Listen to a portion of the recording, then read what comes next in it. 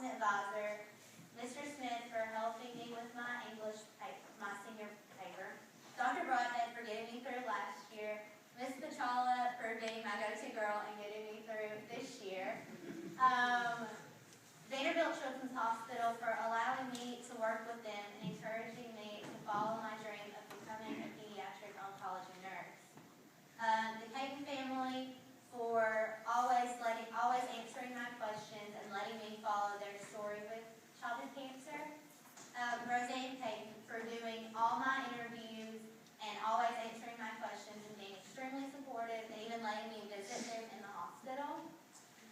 My parents, of course.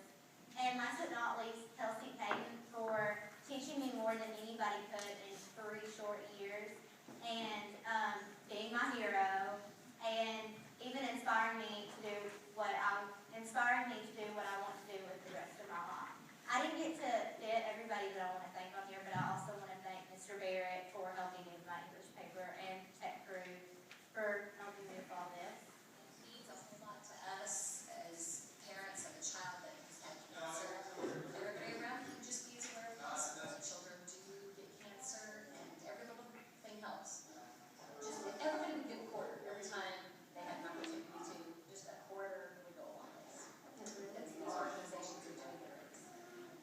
So now that you've seen my presentation, I hope that you understand a little bit more why I make all these crazy announcements for y'all to help with childhood sicknesses. And stuff like this is very traumatic and a very bad and depressing thing, but in ways it can really teach you things that you would never have learned otherwise.